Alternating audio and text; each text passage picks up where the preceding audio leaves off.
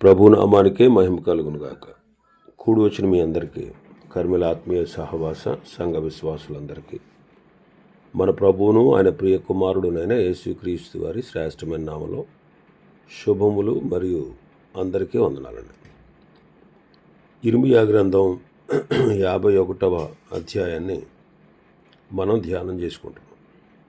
ఇర్మియా గ్రంథం 51వ అధ్యాయం 50వ అధ్యాయం 51వ అధ్యాయం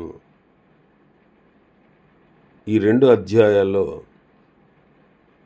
బబులోను యొక్క నాశనాన్ని గురించి రాయబడి ఉంది. బబులోను యొక్క నాశనం, అది ఓడింపబడడం, యూదులు తిరిగి చెరలో నుంచి విడుదల పొంది తిరిగి యెరూషలేముకు రావడం, దాని శిక్ష యొక్క భయంకరత్వం, ఆ శిక్షకు కారణమైన వారి గర్వం, వారి విగ్రహాలు, ఒకప్పుడు దేవుని చేతిలో ఆయుధంగా వాడబడినది ఈ బబులోను, అది సమూలంగా నాశనం అవడాని గురించి ఈ రెండు అధ్యాయాల్లో వివరంగా రాయబడి ఉంది. 51వ అధ్యాయం 9 వచనాలు మనం ధ్యానం చేసుకున్నాం. 10వ వచనం, యెహోవా మన న్యాయమును రుజువుపరుచుచున్నాడు. రండి, సియోనులో మన దేవుడని యెహోవా చేసిన పని మనము వివరించుదము అంటున్నాడు.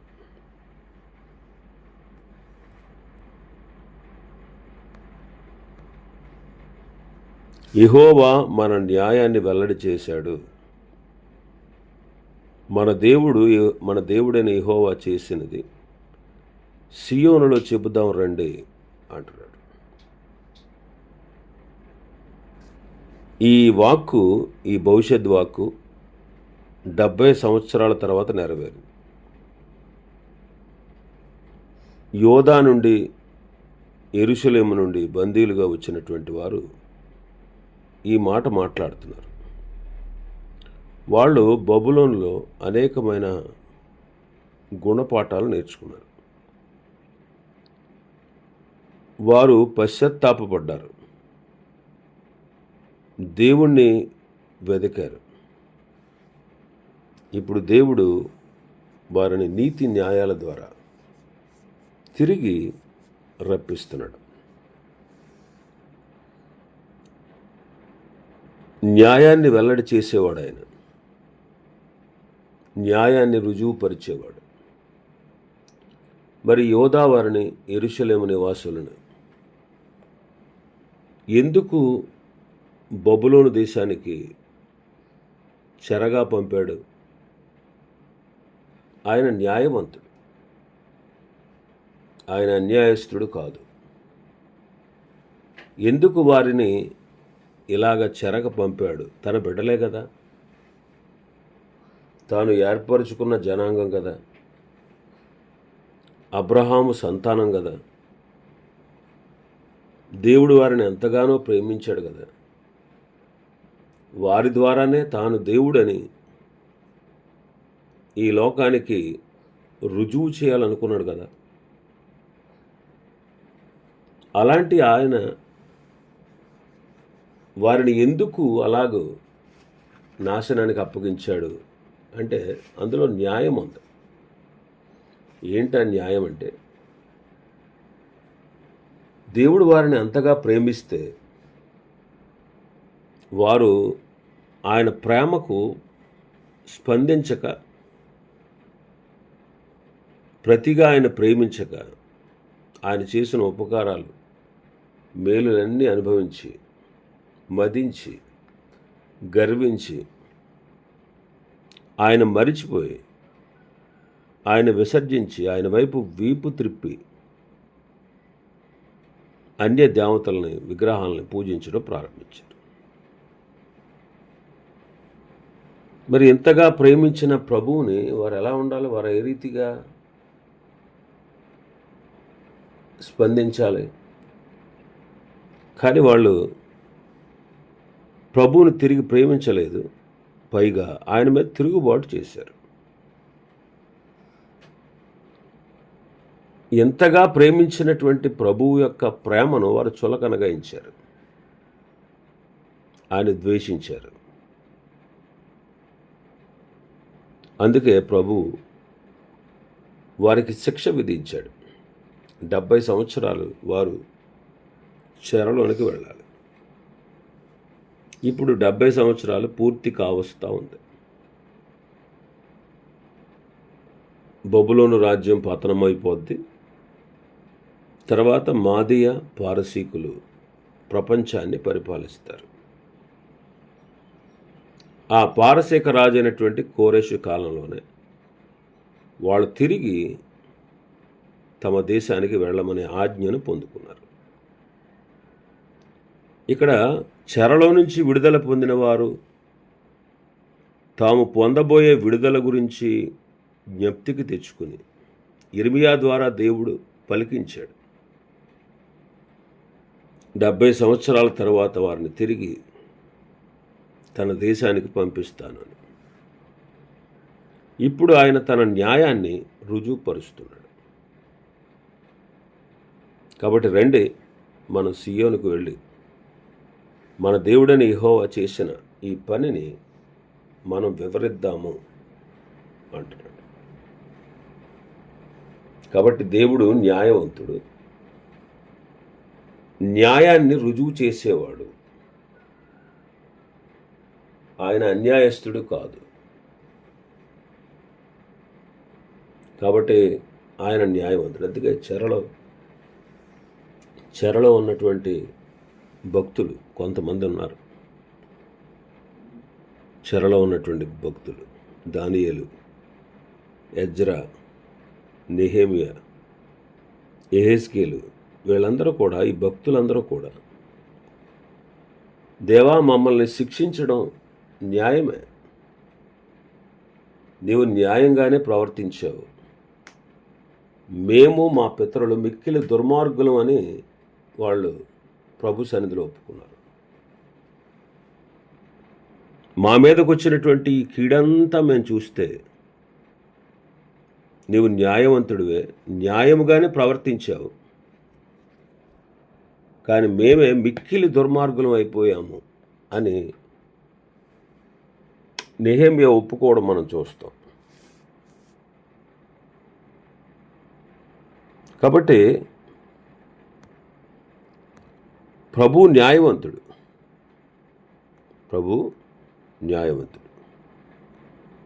ఆయన మహోపకారి. ఆయన సమూలంగా నాశనం చేయుడు. ఆయన కృపా కనికరములు కలిగిన వాడు.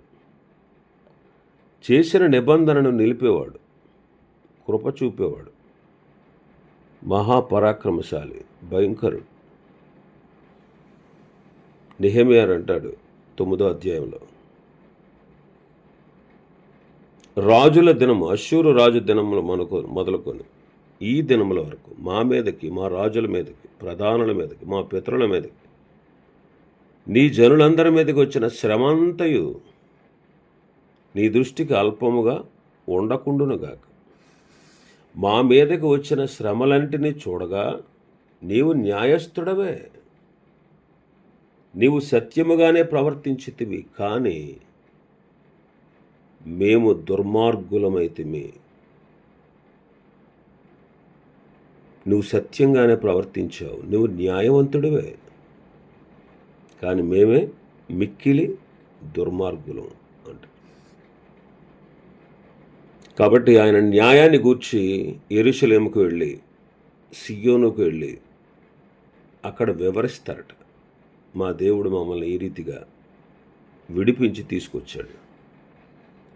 మేము చెరలోనికి వెళ్ళామంటే కారణం ఆయన న్యాయవంతుడు, మేము దుర్మార్గులం, కానీ మమ్మల్ని ప్రేమించి శాశ్వతముగా మమ్మల్ని నిలిపి మమ్మల్ని తిరిగి ఇక్కడికి తీసుకొచ్చాడని అక్కడికి వెళ్ళాక మనం అందరం వివరిద్దాం, అన్ని జనుల మధ్యలో ఈ విషయాన్ని తెలియపరుద్దాం అంటున్నాడు.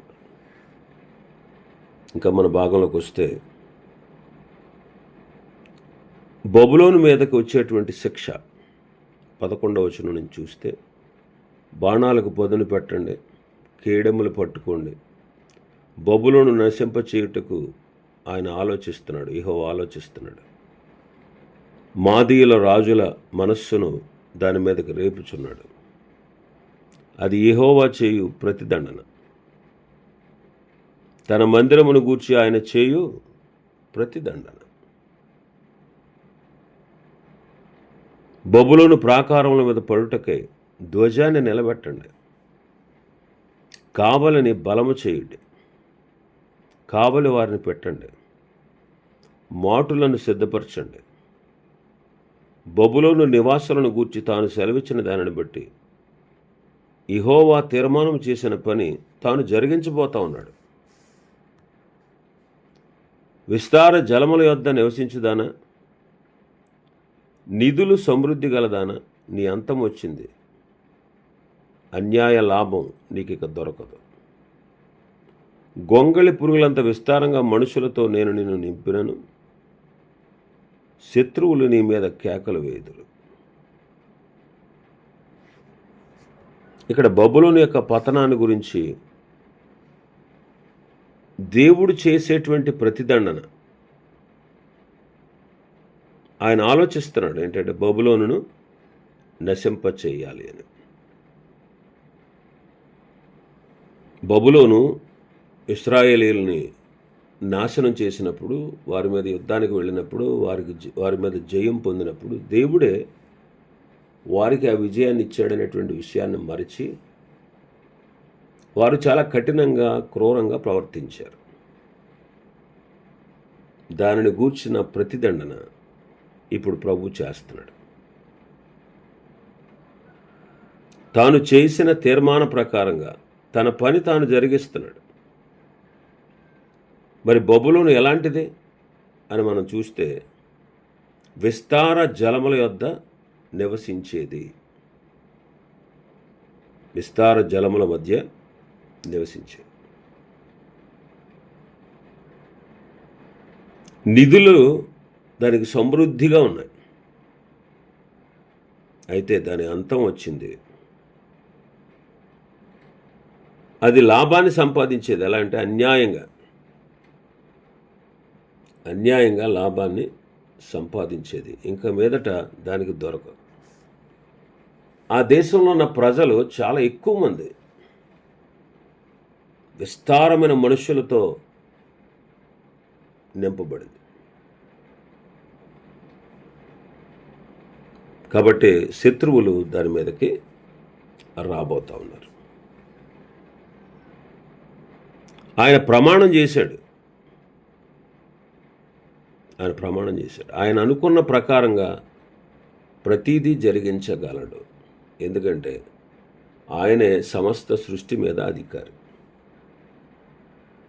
దేవుడు కోరింది చేయగలడు. ఆయన ఎవ్వరూ అడ్డుకోలేరు, ఎవ్వరూ ఆపలేరు. ఆయన ఏదైతే చెయ్యాలని ప్రణాళిక వేశారో, ఏదైతే జరగాలని ఆయన నిశ్చయించారో, ఖచ్చితంగా అదే ప్రపంచంలో జరుగుతుంది. కాబట్టి ఆయన సర్వాధికారి. ఎందుకనంటే ఆయనే సమస్తాన్ని సృష్టించినవాడు. కాబట్టి ఆయనకు సంపూర్ణమైన అధికారం ఉంది. అందుకే 15-16 వచనాలు మనం చదివితే, ఆయన తన బలము చేత భూమిని సృష్టించెను,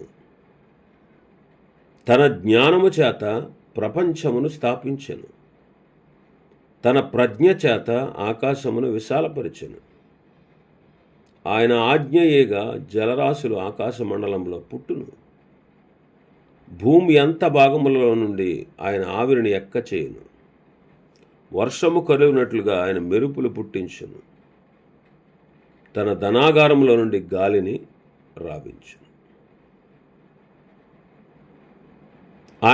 ఆయన సృష్టికర్త, సమస్తాన్ని సృష్టించినవాడు.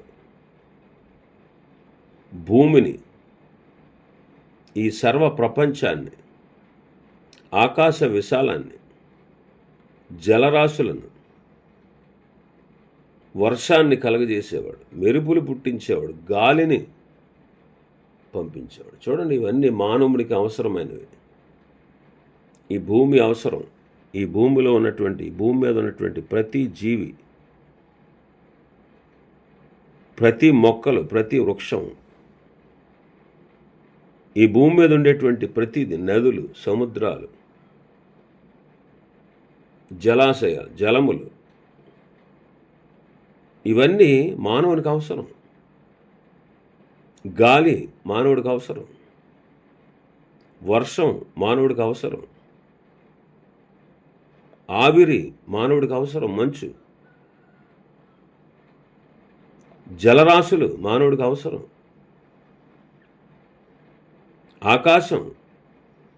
ఆకాశ విశాలం, ఆకాశంలో ఉన్న సమస్తమైన సూర్యచంద్ర నక్షత్రాలు, ఇవి మానవునికి అవసరం. భూమి, ఇవన్నీ ఆలోచన చేస్తే మానవునికి అవసరమైనవన్నీ కూడా ఆయనే పుట్టించాడు. ఆ తర్వాత మానవులు సృష్టించాడు. మరి ఇప్పుడు చెప్పండి, ఆయనకి అధికారం ఉందా లేదా?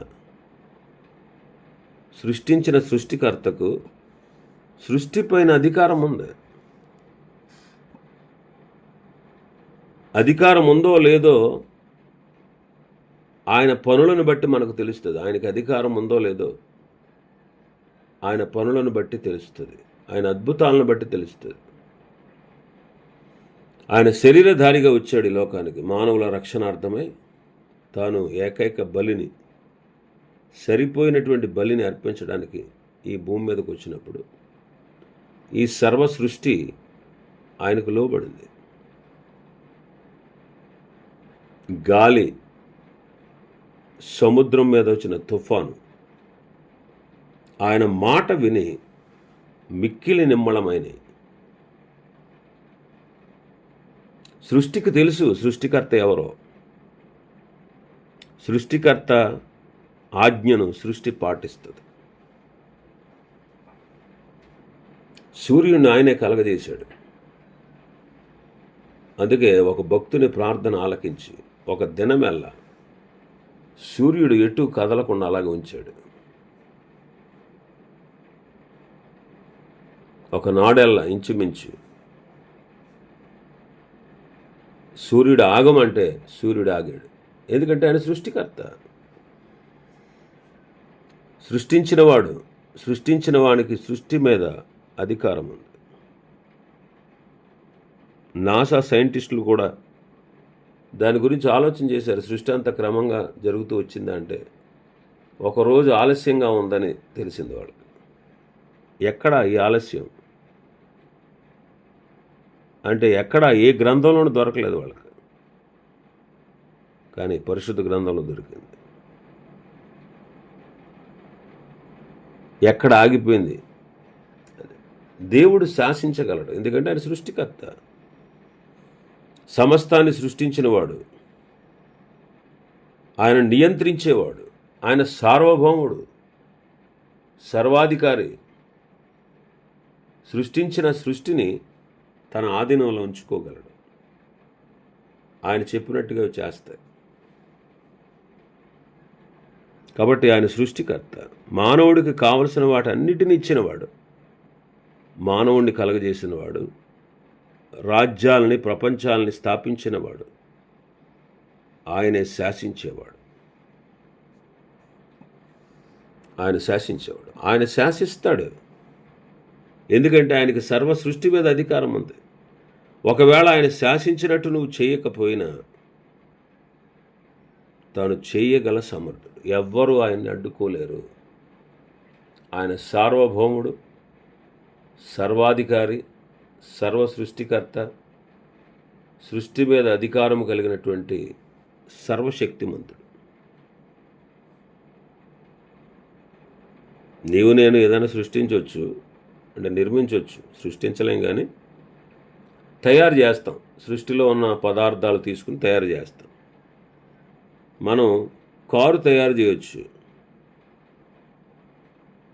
కానీ అది బ్రేకులు ఫెయిల్ అయినప్పుడు నువ్వేం చేయలేవు. దాన్ని నియంత్రించలేవు.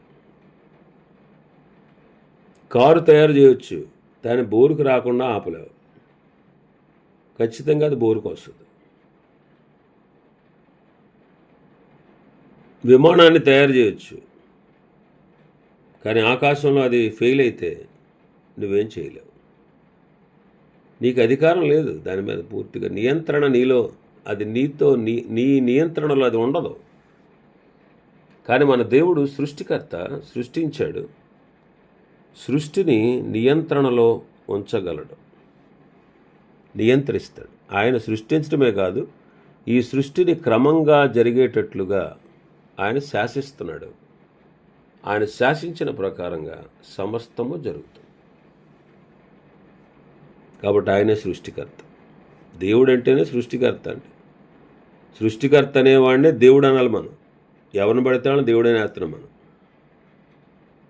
దేవుడనేవాడికి ఒక మహత్తరమైన లక్షణం ఉండాలి. ఏంటంటే ఆయన సృష్టించగలగాలి. సృష్టించగలిగిన వాడే దేవుడు. శూన్యము నుండి, పదార్థం ఏమి లేకుండానే ఆయన వాక్కు చేత ఈ సమస్త సృష్టిని సృష్టించాడు. కాబట్టి సృష్టి మీద నియంత్రణ కలిగిన వాడు ఆయన. అందుకే సృష్టి కూడా ఆయనకు లోబడుతుంది. సృష్టిలో ఉన్న సమస్త జీవరాశులు ఆయనకు లోబడుతుంది. అంతే. కాబట్టి ఆయనే సృష్టికర్త. నిన్ను నన్ను సృష్టించిన వాడు ఆయనే. మరి మన మీద అధికారం కలిగిన వాడు ఆయన. ఎందుకంటే సృష్టించిన వాడికి అధికారం ఉంటుందా, ఉండదా? నీవు మాకు అధికారిగా ఉండడానికి వీల్లేదు అనడానికి లేదు. ఆయన నిన్ను నన్ను సృష్టించినవాడు. ఆ సత్యాన్ని నువ్వు నేర్చుకుంటే, గ్రహిస్తే ఆయనకు లోపడతావు. ఆ సత్యాన్ని గ్రహించకే చాలామంది ఆయనకు లోపడట్లేదు. ఆయన దేవుడు కాదని, అందరితో పాటు, అందరి దేవుడితో పాటు ఒక దేవుడు అని అనుకుంటున్నారు. సత్యాన్ని వాళ్ళు గ్రహించట్లేదు. ఈయనే సృష్టికర్త, ఈయనే దేవుడు అనేటువంటి సత్యం వారికి అర్థం కావట్లేదు. దేవుళ్ళు అనబడిన వారిని వారు పూజిస్తున్నారు. దేవుళ్ళు అనబడిన వారు వాళ్ళు, కానీ నిజమైన దేవుడు ఈయన. కాబట్టి సృష్టించగలిగేవాడే దేవుడు, అంతేగాని ప్రతి ఒక్కడు దేవుడు కాదు. మనం ప్రతి ఒక్కడిని దేవుని చేసేస్తాం. ప్రతి వస్తువును దేవుని చేసేస్తాం.